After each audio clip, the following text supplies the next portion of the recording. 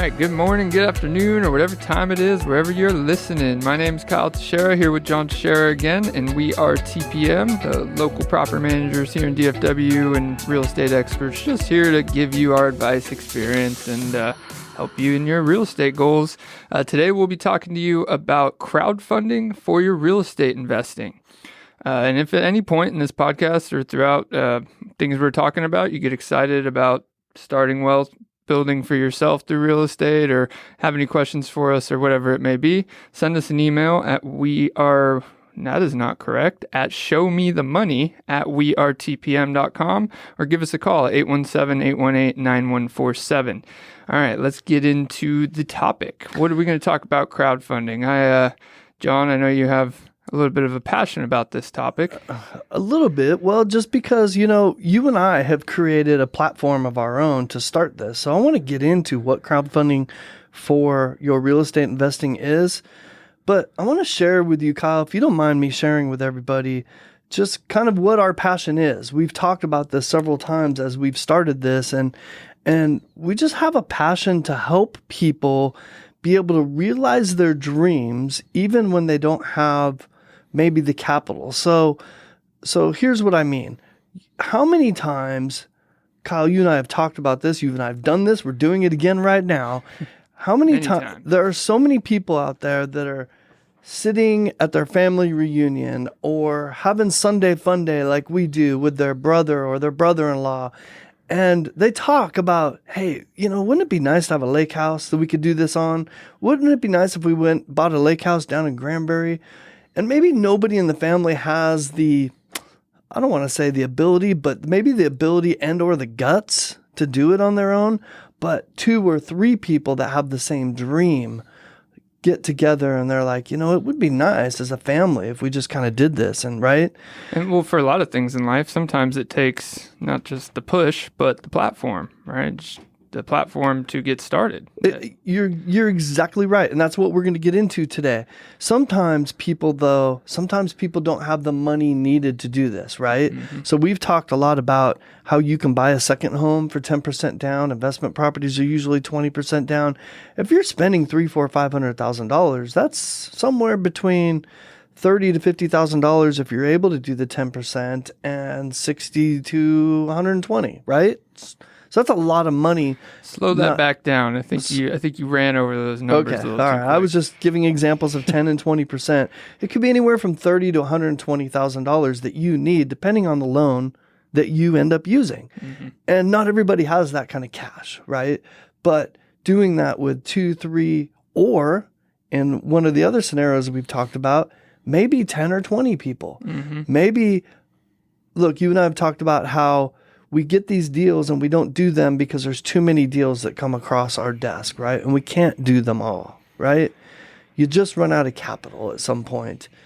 But wouldn't it be nice if we had a platform, which we now do, where we could present this to our private investors and let them take advantage of it? And it doesn't have to be one person.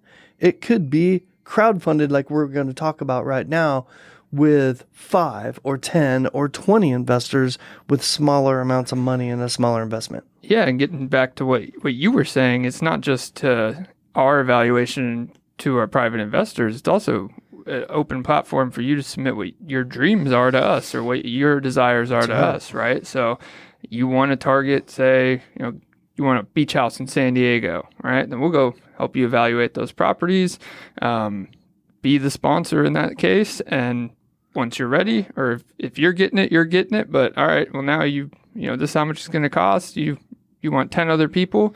That platform allows you to invite people, collect commitments, collect the money once it's ready to get going.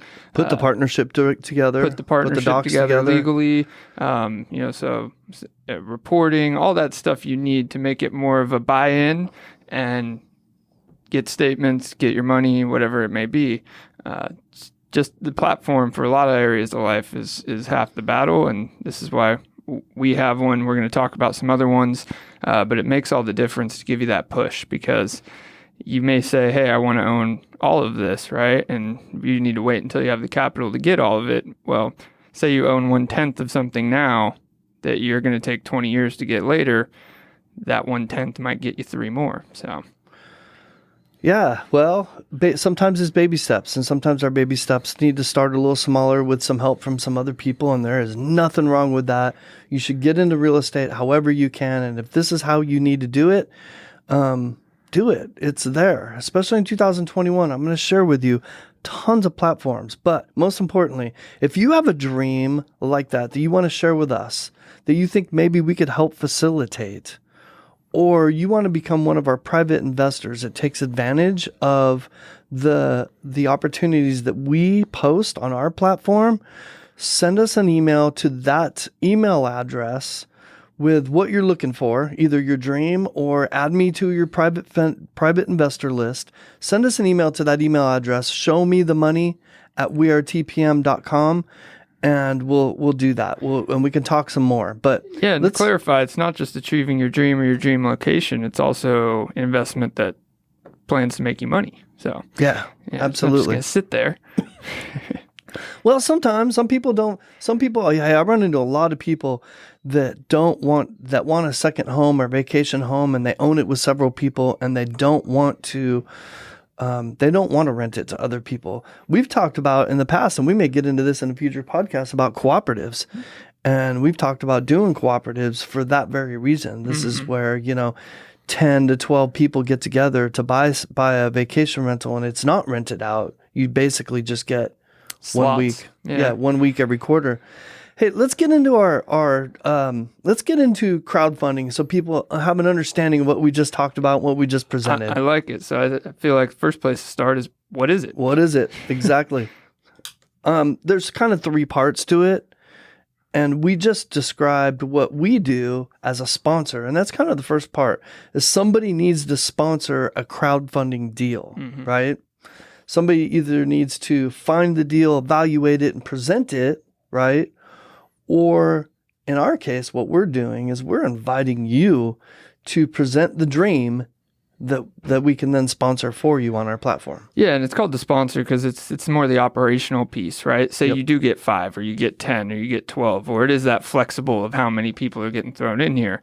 Well, the idea is not getting those many people to operate this deal. It's you need a central party to handle the operation and the success of the deal. And that's why we call it the sponsor.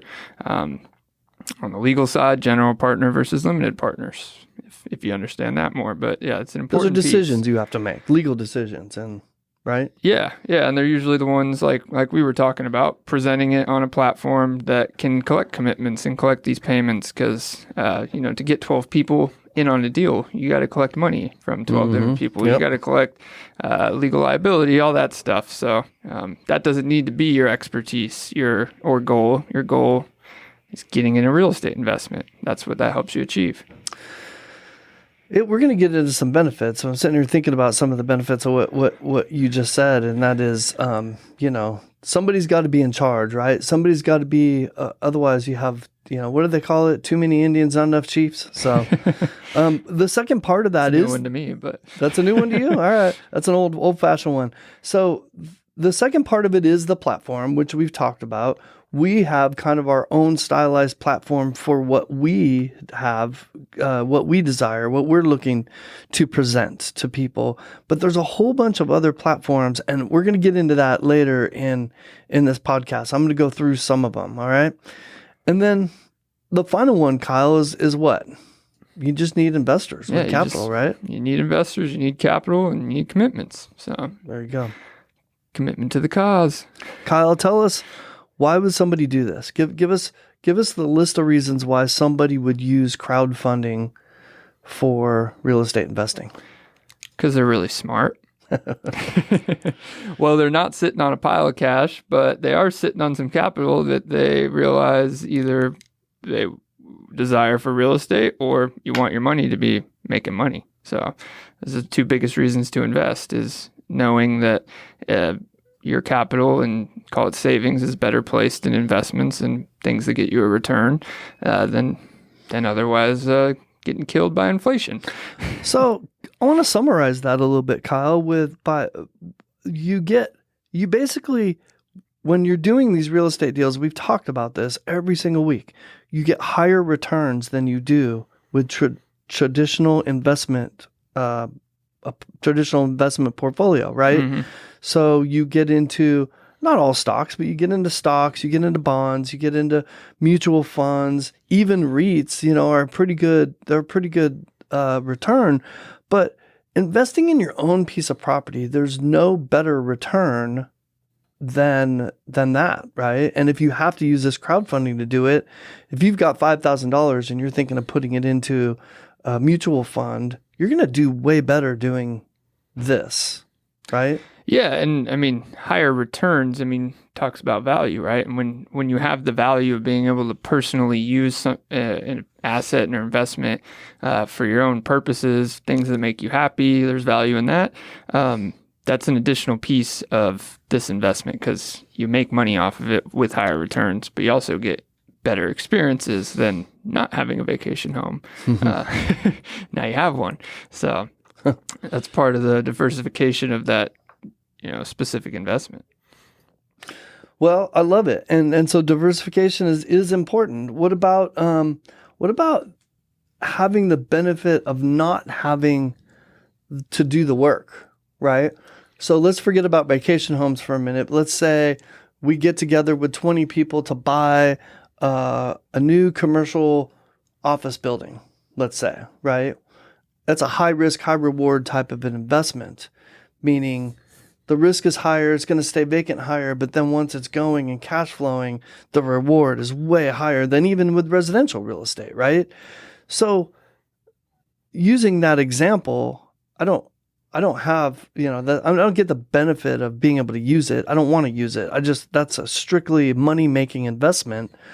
Not having to do the work, right? Especially if I don't know anything about commercial investing is really big here. Like I can read the pro forma or the portfolio's, cause and what they're trying to do. And if I want to invest my money into it, somebody's sponsoring it and handling all those details. Yeah. And you're pointing out, I just said that you get the benefit of using it. That is one case, but probably the bigger case is this could be, you get 10 of these. You're not trying to use all of them. So this applies to, it just being an investment too. But the benefits without the work is, it may sound like we're property managers. It may sound like the sponsor is your property manager, but this actually is slightly different and it's different in a beneficial way to the investor because your sponsor handles the operational part of it, but they have a stake along with you in the deal. And that's what the performance of the deal directly ties to the performance of their revenue, the sponsor's success.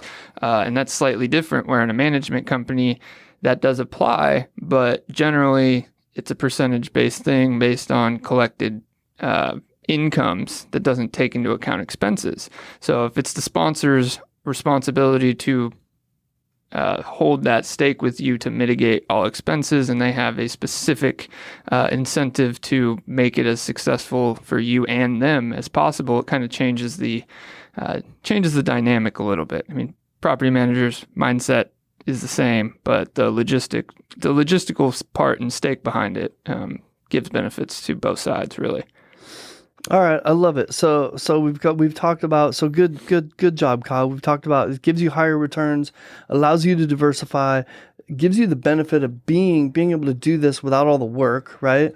How about just kind of simply the ability to invest in that example I just used in something that you wouldn't normally be able to invest in? Yeah. Like I may not have enough money or the desire to invest in a $1.5 million building maybe, but if I did it with 40 other people and I'm only putting in $5, $10, $20,000, whatever I feel comfortable with, then I'm able to invest in something I otherwise wouldn't be able to, right? Yeah, and one of the huge benefits to that, because a lot of people, I've talked to some people about this, and a common question is, well, if you're only getting that small piece of it, why don't you just put it somewhere else since you're getting such a small piece? Well, when you're talking about returns, you're still talking about percentages, and a lot of times why big money and all that invest into these bigger investments is because they get returns that you can't touch.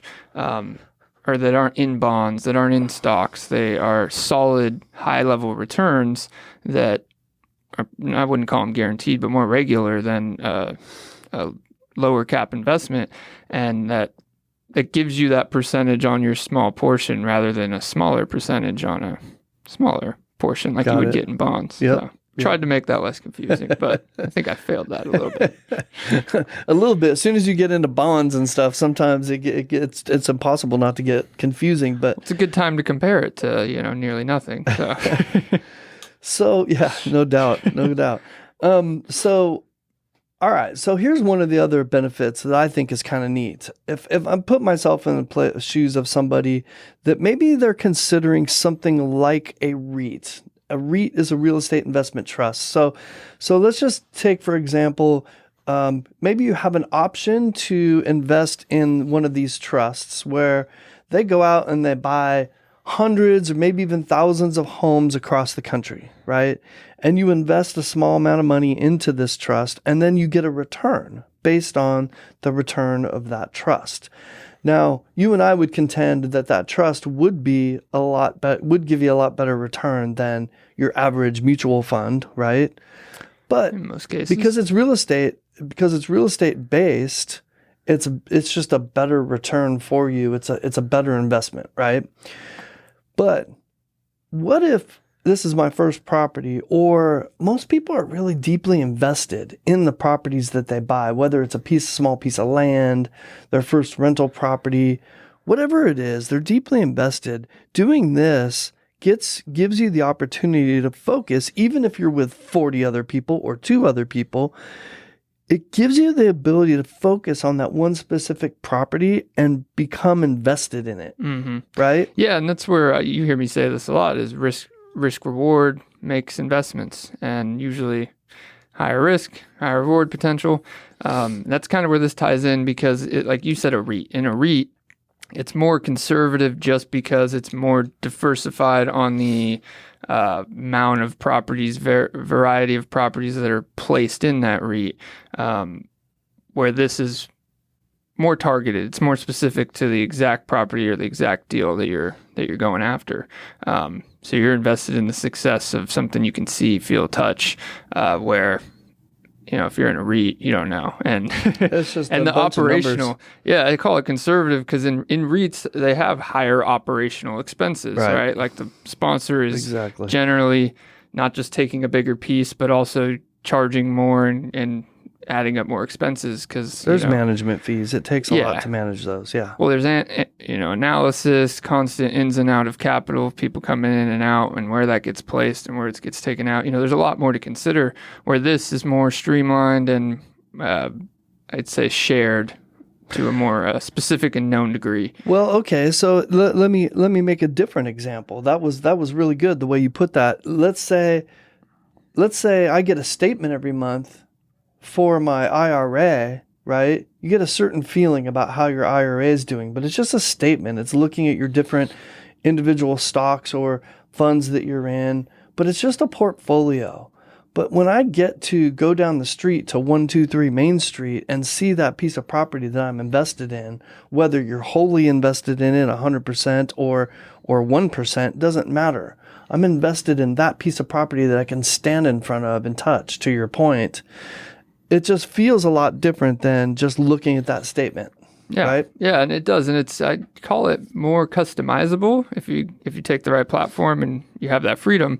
And why I say that is all REITs aren't the same. It's just like all investments aren't the same. They all have a different structure, whether it's slightly different or hugely different. But the point is, with deals like this, you can put them together, and if you're with us, we let you, especially if you collect the group that's going in on this, you can set up a structure that you like. Maybe you want to join a REIT, but you don't want to just reinvest those dividends back into it every time they get you. But if you were doing something like this, you can collectively decide, hey, for the first 3 years, we're not getting anything. It's all getting reinvested into this, and see how many properties we have at the end of the 3 years, right? Or do something slightly different, or have a tenth of it go to everybody's kid's college fund. Like, it's really that customizable. And, there's benefits to that because you feel like you have more control over the deal. That's great, Kyle. That's really good insight, and that really leads into our final why you would want to do this, right? Which is dividends, and that you can get an income component just like you get dividends from certain stocks and mutual funds. But like you said, especially when you do it with us, it's very customizable. I'm in a partnership where we collect together.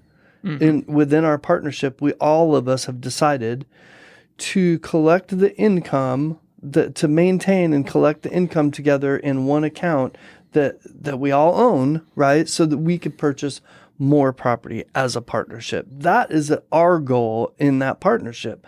But we very well could have said, no, we want, let's see, Kyle, you put in somewhere between $2,000 to $5,000 every month into that account. Well, we could have split that, right, between all of our partners and send it directly to them, right? Yeah, and we'll get a little into this later, but knowing the benefits of how you structure things can matter too. Like the difference between what you just described is that showing up as income and being taxed every year, where you keep something in a partnership like that and it goes back into it and goes back into it and goes back into it. It's treated as operating or money being used for operations. And I won't, not a financial advisor, but I won't get into the specifics, but I call it a shield to make it a general term. You're not a financial advisor? No?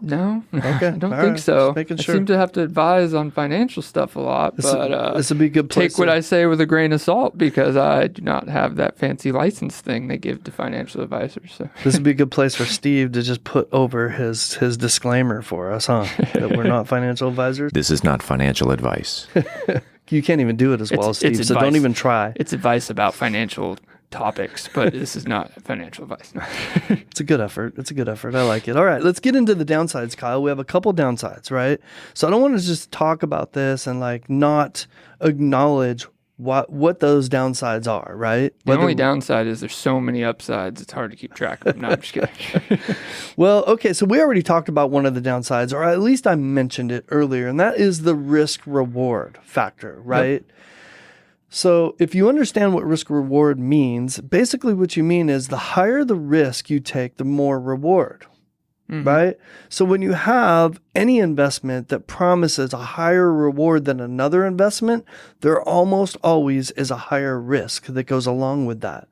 So what's that mean, Kyle? That just means that higher risk means your reward upside is higher.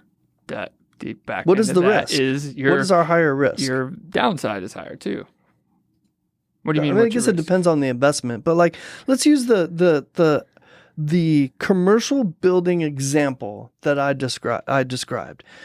The risk there is the market for commercial buildings are more volatile than they are for residential, right? So you're more susceptible to a more volatile market.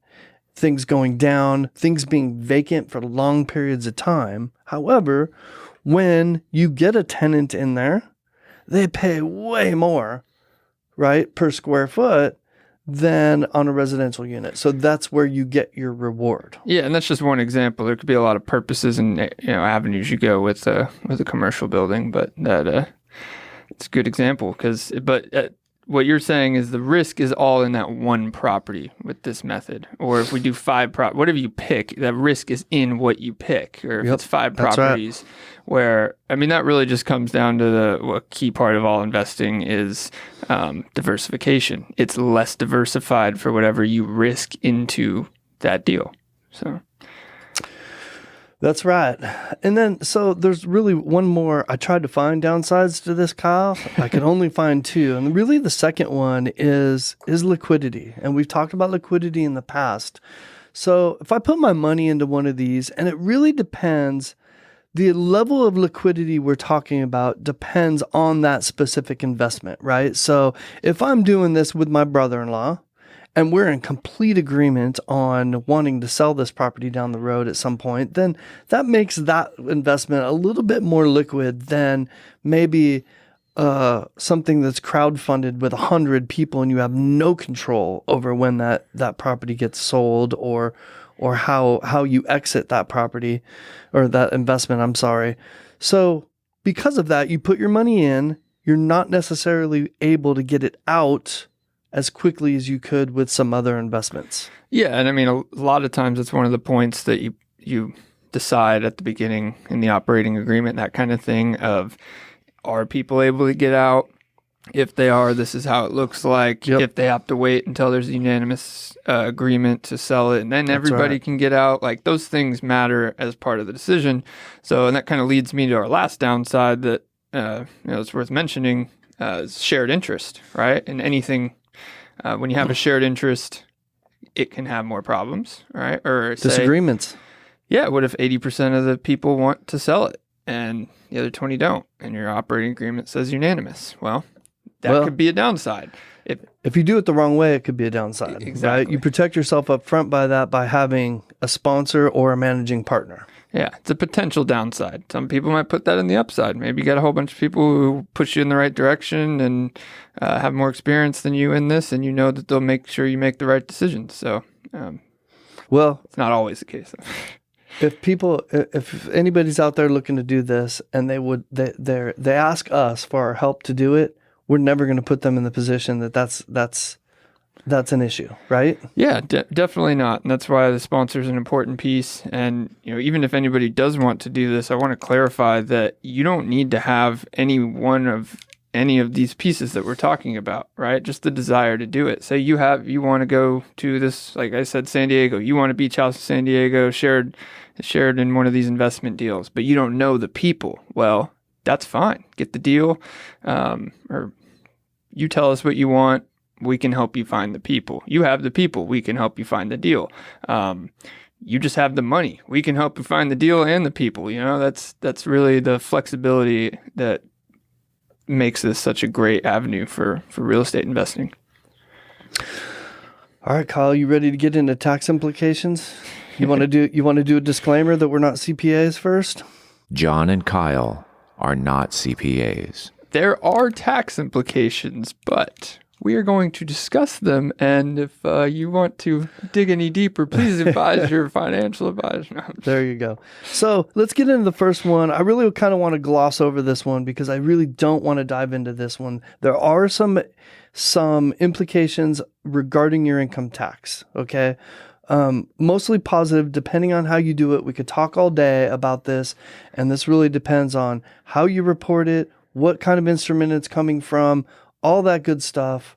But this is a very specific one. I just wanted to point out that there is an income tax implication, either positive or negative, to doing this kind of real estate investment. Yes, and I'll mention part of what that can vary is what we'll do in a future episode is acquiring your real estate investments with an LLC or an entity can change some of these implications too.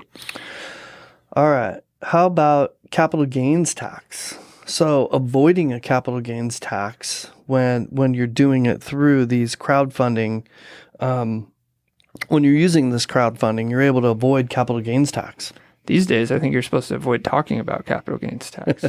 We pretend that doesn't exist. That's so 1980. How about depreciation recapture? You may not know what this is if you don't currently have investment properties or you're not, but basically, especially if you have a CPA, your CPA should be taking any depreciation that you have and spreading that out over, I think it's a 15 or 20 year term.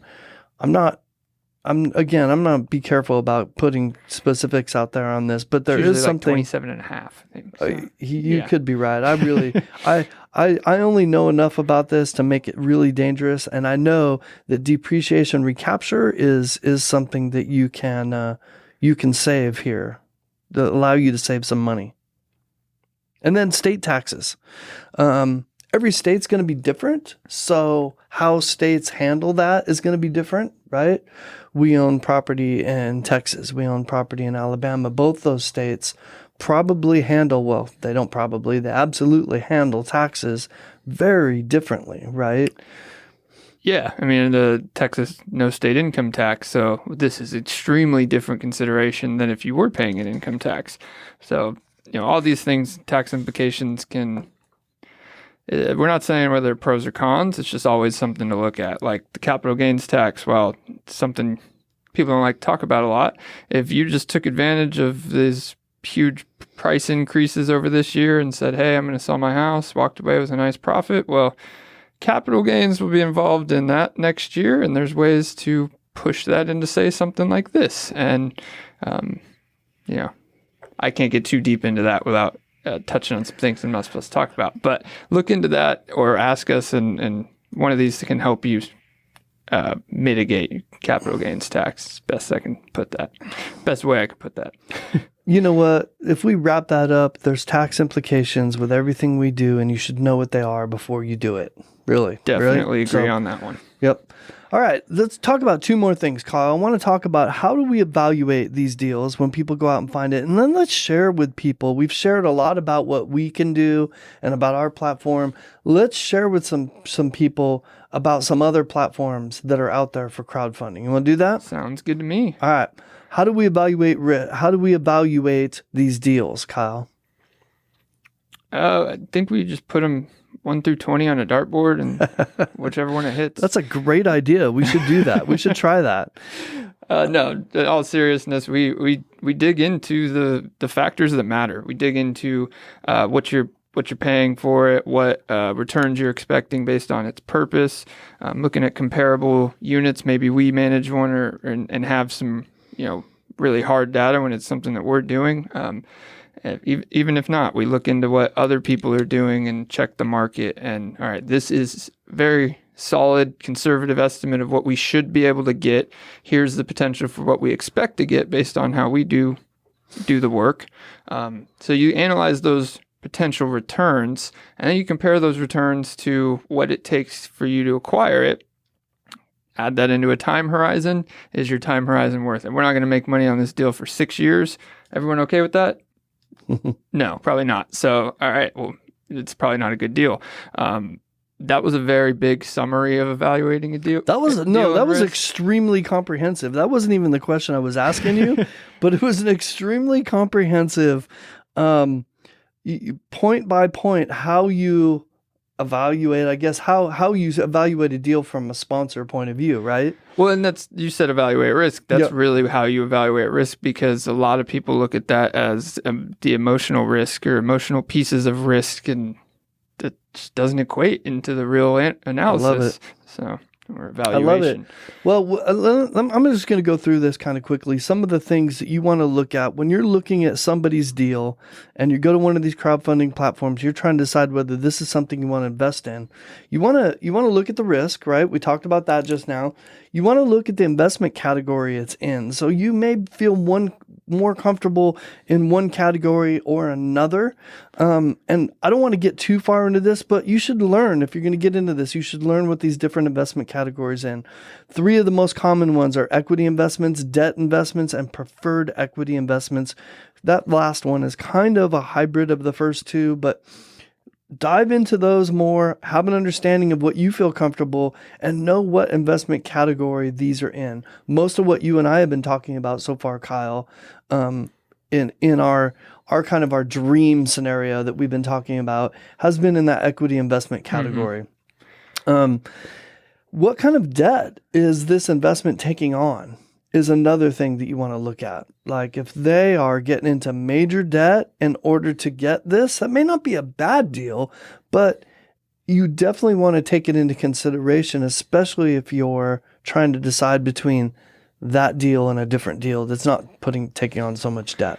Yeah, because I guess what you're saying there's a lot of way to not just structure the legalities of a deal, but how it's going to acquire something, operate it. There's a lot of logistics to that. Are you going to crowdfund the entire amount, or all the cash needed to purchase or the just assets, the down set payment, it up and all that, or the down payment, and what kind of loan, what kind of avenue are you going to go for that loan? Is it going to be put on the back of one and not all of the people in the shared interest? Those things matter, and they can really change how successful a deal is and how much capital and how much returns things get. Because we all know interest rates are not everybody's friend when you talk. They are right now. Well, yeah. How about this? How about when you're evaluating this? How about the experience level of the sponsor? That's probably one of the most important ones, huh? You've got somebody that's managing this, presenting this deal to you. You want to make sure that they've got some experience, at least doing that kind of a deal, yeah? This is the point for the disclaimer. Past performance is not indicative of future results, right? That's very good. I like it. But that's performance. Do you have a radio voice you can do that in, maybe? Maybe we got to get Steve to do this for us. Steve can probably yell over there. So, Past performance is not indicative of future results. There you go. But to answer your question, experience doesn't tie into performance necessarily. Experience in success, experience in losses, I think is a huge part of being or having experience at all in anything you do. But the experience level of being a sponsor and running a deal like that, I think, is probably the most important because you could be knowledgeable about every piece we've talked about, but if you don't know how to report to your investors or you don't know how to... You get in a lot of trouble. Yeah, I mean, there's a lot of things there. So, or you could even ruin a partnership, right? I keep talking about somebody and their brother-in-law doing this. That's the last thing you want to do is create a disagreement because you as the sponsor didn't do something, right, or you created some misconception or miscommunication problem, or you know what I mean? So there's a lot of components that go into this that... Well, and expectations being provided by the sponsor up front and in depth is huge because you don't want to be years into this thing and everybody getting together being like, what's our sponsor really doing? What's he doing? Why is he doing it? And then, but their investment's successful and they feel like it's just happening automatically. It's usually a great sponsor doing a great, great work, and that's why they feel that way, but they haven't shown that value. It's kind of like being a property manager, right? The less you hear from them, the better job they're doing, but then you wonder, people have a tendency to wonder why they have the property manager because they don't hear from them. It's a balancing act, right? Because it's like, you don't want to hear from me. That means I'm handling stuff. That means I'm doing it for you. So, all right, let's go through the rest of these and we'll get through some platforms. How's that sound, Kyle? Can we burn through the rest of these? Yep. So fees, right? There's different fees involved in them. So everybody might have a different fee structure. So you'll want to take that into account. You talked about this already, Kyle. Target returns and holding periods. You talked about both those things. Well, and that brings up another point of acronyms and verbiage, or not verbiage, vocabulary. There's a whole different set of, terms and things people use and say in the equity. This is more of the equity investment field than if you're just like buying in a rental property, right? You're going to hear a world's different amount of like internal rate of return. What does your mortgage lender tell you that is on your rental property? You don't talk about internal rate of return. Right. You don't talk about holding periods or cash on cash returns or all that stuff. So throw that in the learning curve or understanding curve. Right. So. Yeah, and you'll definitely get more of that. As you get into this, if you use crowdfunding, you definitely learn more about that kind of stuff for sure. So is there an income component? Might be the last thing I would consider when you're evaluating these deals. Yeah. We talked about that at length. So, hey, Kyle, I pulled this off of, I'm going to go ahead and give this website a shout out because they did a great job of kind of summarizing some of the top, not even the top 5, but 5 of these platforms. By the way, if you're watching, I've got a list of 26 platforms that you could go to do some kind of crowdfunding and find deals. And they range from $5 or $10 in minimum investing all the way up to $50,000 in minimum investing. So there's something there for everybody that you can find. Shoot me an email to that email address. Show me the money at wearetpm.com and ask for that. I'd be glad to share that with you. Sounds like you found a platform of platforms. I found a platform of platforms. So this one I got from millionacres.com, to give a shout out to this website. And they here's some recommendations they have for 5 different platforms. Okay. And ours isn't on here, Kyle. Can you believe it? I see it right there at the bottom. They don't even know about ours. I think it's very small, but I think it's either. They don't even know about it. Ours is for our own private investors right now. So anyway, so the first one is Streetwise. And the reasons they gave for this was that it's just really conservative, right? If you're being very conservative with your money and you want somebody who's going to be extremely conservative, that would be the place to go. Fundrise is great for first timers. So I don't want to say, I'm trying to find a good, nice way to say it, for dummies, right? Crowdfunding for dummies, maybe, right? Dumb it down a little bit. So if you've never done this, that might be a good place to look and learn more about crowdfunding with real estate. Realty Mogul was a good one-stop shop where they have all of the components that it's going to take to do this in one place and in one platform. So that might be something, if we didn't have our own platform, Kyle, that we might turn to get, to have the lending component and the investment component and everything that we need, that we already pay for and put together in one spot, right? Cadre is another one. There's a lot of people out there that are trying to invest. These are more savvy investments, but only in opportunity zones. That's kind of a new quadrant of the real estate investing. But opportunity zones are another one of those high risk, high reward things, right? At least now, as long as the current government's in place. 1031 crowdfunding. That's exactly what it sounds like. This is great for people using 1031 exchanges. You're actually able to, you sell a piece of property, you put it into a 1031 exchange, and you can literally take that and put it right into this crowdfunding source instead of having to beat the bushes and try to find another piece of property like you typically would have to do. And I'll touch slightly on that because not everyone's going to know what the 1031 exchange is. And again, not a financial advisor, but you can look it up. 1031 exchange is a way of taking profits from a sale or from a property and moving them into another one, kind of like rolling over investment accounts is essentially how that is. I mean, it avoids some tax implications by moving it from one same purpose investment real estate to another same purpose investment. Perfectly said. There you go. It basically, in a nutshell, capital gains is really what you're doing. Is you're avoiding you're deferring your capital gains because, well, you're deferring it being treated as income. Steve has a property in San Diego, right? A rental property. If he decides to sell that, he can put that in a 1031 exchange, buy one here in Dallas-Fort Worth area.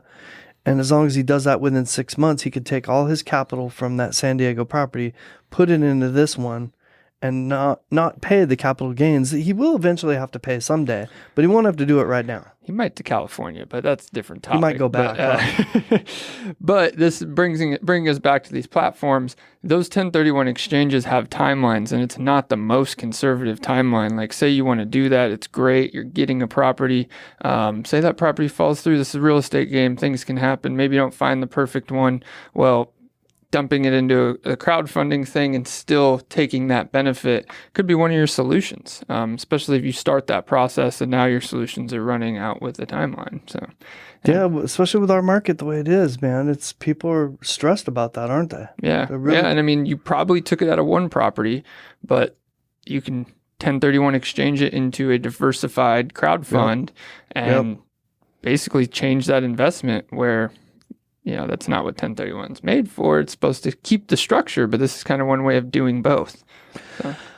I love it, Kyle. I was worried about doing this. I felt like we talked about crowdfunding a lot leading into this particular podcast. We had mentioned it a lot and we talk about it a lot, and we really want to start presenting it more to people. But I was worried about the technicality of this topic. Mm-hmm. And I hope we did it some justice today and tried to make it somewhat simple. And if we didn't, I apologize. But we really thought that it was important to present it to those that have never heard of it. Mm-hmm.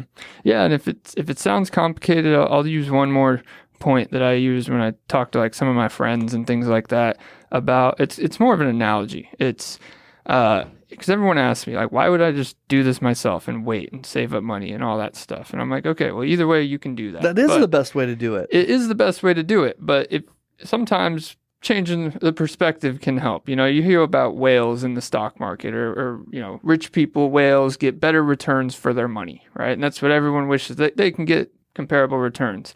Well, you crowdfund or collect a whole bunch of individuals and essentially create a collective whale, right? It's a very summary way to put it, but it's one that people can resonate with. And then while you're getting those higher returns as a collective whale, you can use those higher returns to now go back to doing it individually, right? So it gets you what you don't have access to in by yourself or in the normal case. So if I want to be a whale, again, I need to get a bunch, but I'm a little fish. Then I need to get a whole bunch of other little fish together so that we're the size of a whale. Yeah. And then you got to make a collective, you got to get a dance routine going, make it look like a whale make it successful. All right. I think we're having fun. I think we killed that analogy. All right. Good job, Kyle. Great job trying to, doing our best to try to really present something that's really foreign to a lot of people still, I think people hear about crowdfunding. They think of what's that popular site people use? GoFundMe and stuff like that. Yeah. That's what crowdfunding is. GoFundMe is crowdfunding. Yeah. But which maybe just not has done for real diminished the estate. name when you're talking about investing, because they feel like GoFundMe, there's always is this really going to go to what I'm putting it towards? Or the other one that creates startups once you hit a certain point, which I'm not saying those aren't great sites. We're talking about legal partnerships, right? And while crowdfunding is a method of collecting capital, or kind of a summary term for a lot of this stuff. For anything. Yeah, it looks a lot different when you put it into this industry or investing in real estate. Yeah, exactly. Yep. So, well, good. I hope we did it justice. And I don't know what our topic is going to be next week, but I hope it's a little bit simpler and easier to understand than this one. How's that? Let's make that our goal. Good. Well, I hope this was interesting. If you guys want to talk to us, get advice on crowdfunding, investing, your current portfolio, anything we talk about, or want to hear some more about whales, fish, and analogies from us. A list of platforms. I got a list of platforms here. If you want that, I'll get it to you. Shoot us an email, showmethemoney@wearetpm.com. Google We Are TPM, Teixeira Realty Group, Teixeira Property Management. Find me and John Teixeira. Give us a call. Call our office, 817-818-9147. We're everywhere you can find us. So when you're interested, go ahead and do that. And always remember, gut feelings are not due diligence. Gut feelings are not due diligence. Love it. Have a great week, everybody. Have a good one.